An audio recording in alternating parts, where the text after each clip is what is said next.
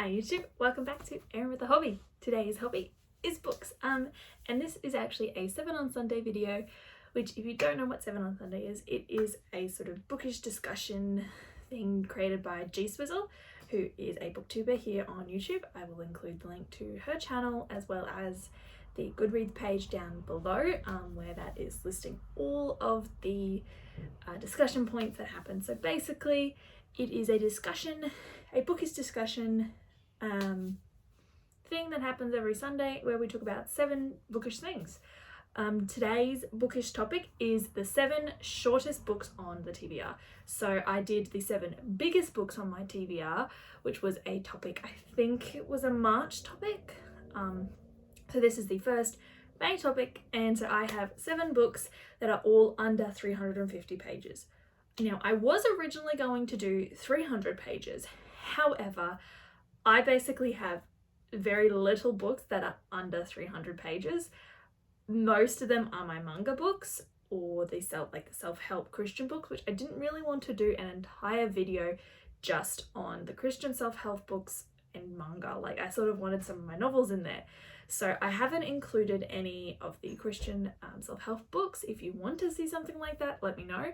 And I didn't include any manga because manga is all literally, they're like 300 pages or less every single time, unless it's a bind up or a special edition. Most of the time they're like 300 pages or less. But I actually have done this time. Most of these are standalones because I've noticed series are all like 400 pages or more. But all of these are either standalones or first books in the series. I haven't done any novellas because a few novellas that I've got are in that shorter bracket, but because they're technically not a first book in a series, I have not included them.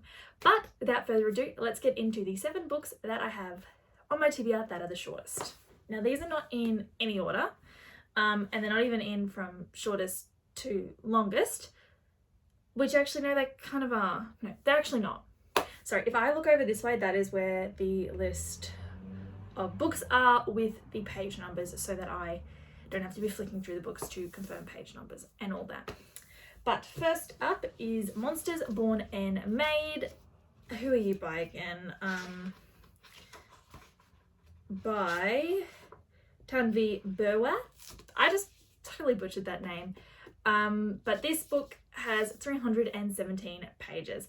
Now, this is the hardcover edition done by the Bookish Box with the reverse dust jacket art on it, which I much prefer. Look, I don't 100% know what this book is about. I know it involves sea monsters, and there's, I think, one nation hunts the sea monsters and the other one, they get something from it. I'm not 100% sure. I think there was a quote on the other... This is the, okay, so there is a quote on the back, which said, "This is the ocean and you're a hunter. You swim with monsters. These people cannot scare you." So it sounds really interesting, and I really do want to read it, and it is a standalone. Pretty sure it's a standalone. So I am looking forward to getting around to this one and eventually reading it, because it sounds like a really cool concept from what I remember of it. So it'll be nice to get around to this one. I don't know how many pages the paperback is. I would assume it's possibly a little less, maybe around the same. I'm actually not sure. I haven't actually compared how much the hardbacks are compared to the paperbacks. That's something for another video. Alright, so the next shortest book, which is actually the shortest book on my TBR in this pile, which is Twisted Tales, a Creative Inc. anthology by 8 different authors, which has a total of 239 pages. So this is actually a bind up of 8 8 sort of fairy tale reimaginings. So technically there's a lot of really short books in here, but the entire thing is under 300 pages. So the name, I'm looking forward to this because one of the authors that was selling it, I met, they are a local author. I can't remember, I think it was Sue Ellen. I don't think she signed this one for me. No, she didn't. But Sue Ellen Pashley is a local, like, Queensland, like, author, and she wrote Project Cinderella, which is obviously a Cinderella retelling. The other ones are What Lies Within. Not sure what that one's about actually, and which story it's based on. Then there's Frost, which is about a frost prince, which I'm assuming is the like Ice Queen story, which is what Frozen was based on. Then there was Heart of a Huntsman, which would be the huntsman story from Snow White, I would assume. Clockwork Hard, which I'm actually not sure which story that one's based on. Jack, which would be Jack and the Beanstalk. And then Good Witch, Bad Witch, which would be, I would assume that one is about the Wizard of Oz. So they are the stories in here. I am really looking forward to it, and I just love the cover of this. There's like the different art, like different symbols that go for the stories. So I'm really looking forward to reading it. Like all these stories are going to be quite short, but it was a handy little thing to find, and I'm looking forward to eventually getting around to it. How many times am I going to repeat myself with that phrase? All right, so the next one is actually the first book in a series, and that is The Warrior Midwife by E.P. Barley, which has 331 pages. So this is another hardback. This is the Fable Crate exclusive edition. I love the pages on this one. But this is a fantasy world where the main character's father makes a deal with the Fae King, and she has to be sent to marry him. I'm pretty sure to agree to the contracts or whatever, but in doing so she would have to like sacrifice the protection that the entire kingdom, like all of the women in her kingdom have. But when she comes of age, this order of warrior midwives who protect women who would have their children stolen by demons, basically, has a chance to regain its lost power, which I am really looking forward to, because that's such a unique concept. Like female warriors is a really common thing these days, but midwives, like you don't hear stories about like the women that look after people in childbirth very often, especially in fantasy. So I'm very much looking forward to this, and how the main character, what's her name, Soraya, is going to play a part in that. So I'm very much looking forward to getting around to this one. Only thing will be that the rest of the series is likely not going to match this, so I'm going to have to look at getting the rest of the series in this. I do really like this. I love the holographic blue. The quote that goes with it on the inside flap of the dust jacket is, "Be wise, be smart, be cunning if you can." So it is really cool and a really nice addition. So I will hopefully get to this. I don't know if it's one that I'm going to get to this year, partly because at the moment I'm trying to read most of the series that I have completed, because I can't really buy any books at the moment. But no, this one is pretty cool, and I love the concept of warrior midwives with magic abilities. Next is another start to a series, and that is Mr. Monday by Garth Nix, which is book 1 to the Keys to the Kingdom series. Now, I have wanted to read this for a while. Like I've got, I think the first, second, yeah, and I think I've got like the 5th one as well, because the way that they're named is so cool. Like they're all named after days of the week. So there's obviously 7 books in the series, but I know that obviously the first one is following Arthur, who was supposed to die a gruesome death at a young age, but he is saved by this mysterious key. However, his world is in danger by these monsters that have been set loose because this key saved his life. So pretty sure it's got time travel and different things like that. So it will be very interesting to see. And I'm pretty sure Mr. Monday is actually a character, and all of the names are characters. Yep.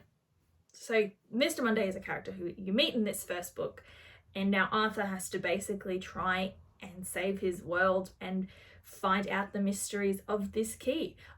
This book has 328 pages. I completely forgot that was one of the things that I was supposed to be talking about. So it is a decent size, like it's standard. Just ignore the massive coloration, because of where it sits, it gets very coloured very quickly. But yeah, it's a hopeful to get to this one. Again, I don't, because I only have the first 2 books. We'll have to see if I actually get the rest and continue, or if I read it even this year.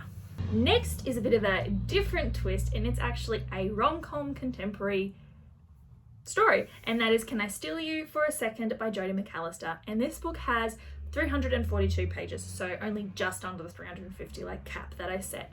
But this is sort of a sort of sequel spin-off for Here for the Right Reasons, which is set in a sort of just after the quarantines and lockdowns were happening with the pandemic that happened a few years ago. And a girl that lost her job, basically, is now going on this reality dating TV show based on The Bachelor, if you haven't watched that.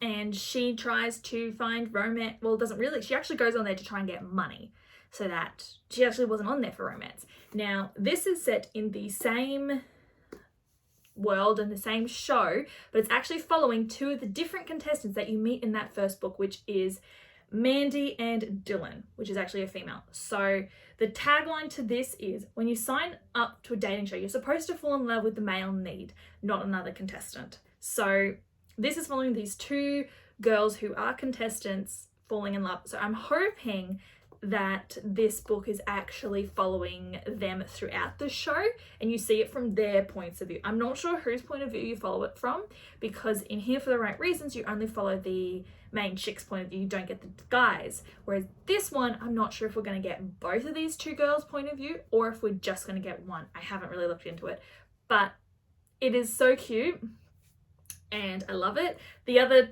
tagline sort of on it is, she was supposed to steal the show, not another contestant's heart. So it's going to be so cute. I loved the romance and the sort of friends to lovers, friends, it was so cool. It was an arranged, not really arranged, but a deal sort of thing was set at the start of that book. It was really cool. So I'm looking forward to getting back into this, and hopefully I fall in love with the romance just as much as I did in the first one. Next is another standalone, and this is sort of a paranormal kind of mystery one, and that is Shattered Dreams by Ellie James, which has 341 pages.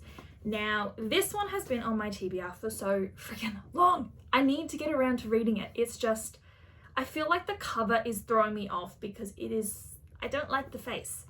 The face is annoying. But this is following the main character who has disturbing dreams that are actually visions of the future, and they always come to pass. But she's made a deal, she's promised herself that she won't say anything because she knows they're gonna happen, so there's no point scaring people. But when a very popular girl goes missing, the main character knows that she's in danger because she's seen it. And so she is trying to find out what's happened to this chick, trying to find her before it happens. But in this town of secrets, what's she gonna find? So it's an interesting premise. I'm not sure how I'm gonna go with it. It will definitely be an interesting read, and I am looking forward to it. It's just, I gotta just push past this cover and actually do it. It's not a massive book and it's not a massive commitment because I'm pretty sure it's standalone, but I've sort of just gotta do it and just get on with it. But I love it. Well, I can't say I love it, I haven't read it, but it'll be interesting to try something different. And book number 7 on this list is another fantasy standalone, and that is Kingdom of Villains by Ella Fields. And this book has 329 pages. This again is a hardcover special edition by Fable Crate. This is one of the spicy, I think it was only a 2-star spice rating, so it's not massive, but it's got monsters, fae, that sort of thing, where I'm pretty sure main character releases a fae that was held in her uncle's clutches and he escapes and sort of puts everyone she knows at risk. So I think there's a deal that's struck or something, but yeah. I'm looking forward to this one again, partly because the spines and the edition is gorgeous. I love the purple. Looking at it now, I can see that it is very similar to Warrior Midwife, but because this one is a standalone, I feel like it's going to be higher. I'm going to be more likely to read this one first. I've heard that Ella Fields is a really popular romance author, and obviously she's an Australian author, which would be really nice to read some more Aussie authors, because go Aussie. But I'm looking forward to it, and again, pretty cover, shiny cover. What nice shines on my face. Alright, so those are all 7 books, 7 of the shortest books on my TBR. Now this does not include any rereads or anything. These are just some of the shortest books that I own, and I really don't own very many short books because I love a thick chunky book where I can just fall head over heels in love and just fall down the rabbit hole of the story. So I don't have a lot. Like some of my middle grade ones and the younger ones are a bit shorter, and obviously these are only the books that I have access to up in my room. I do have books on my TBR that are in boxes. I was not going to go through those boxes just to find the short books. I was just using the ones that were up here on my shelves that I had very easy access to.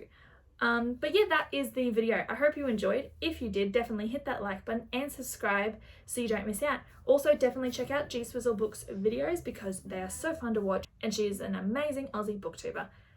But yeah, that's it from me. Hope everyone has a lovely day and continues to live well. Bye guys.